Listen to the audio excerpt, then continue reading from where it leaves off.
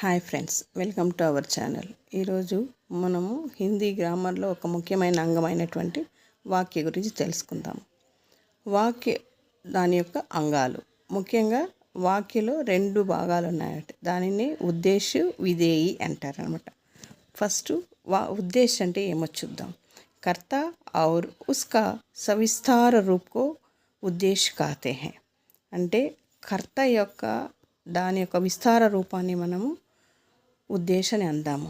ఇప్పుడు ఒక చిన్న ఉదాహరణ చూస్తాం. జిస్కే విషయ మే కుచ్ కహా జాయే उसे सूचित करने वाले शब्द उद्देश्य है. उद्देश्य कर्ता या उसका विशेष या विस्तार रूप होते हैं.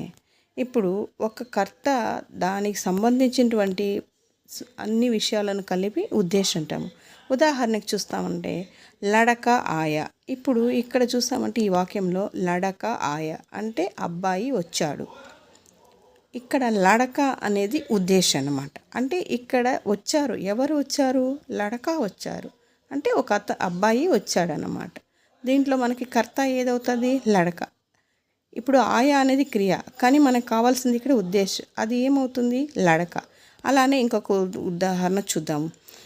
రోతా లడక చుప్ హోగయా. మనము డెఫినేషన్లోనే తెలుసుకున్నాము. కర్తకు సంబంధించిన విషయాలన్నీ కూడా మనకి ఉద్దేశం అవుతుంది. ఇప్పుడు రోతా లడక చుప్ హోగయా, ఈ వాక్యంలో చూసినా మనకి లడక చుప్ హోగయా అన్నా కానీ మనకు వాక్యం ఫామ్ అవుతుంది. కానీ రోతా లడక అంటే ఏడుస్తూ ఉన్న అబ్బాయి చుప్ హోగయా అంటే సైలెంట్ అయిపోయినాడు. ఎలాంటి అబ్బాయి? రోతా లడక అంటే రోతా అనేది వచ్చి లడకాకి సంబంధించిన విషయం కాబట్టి రోతా లడక చుప్ హోగయాలో మనకి రోతా లడక అనేది ఉద్దేశం అవుతుందన్నమాట. అదేవిధంగా ఇప్పుడు రెండవ భాగమైనటువంటి విధేయ గురించి తెలుసుకుందాం. విధేయ అంటే వాక్యకి జిస్ అంగ్ మే ఉద్దేశ్య కి బాత్ కో పతా హో ఉసే విధేయ कहते हैं.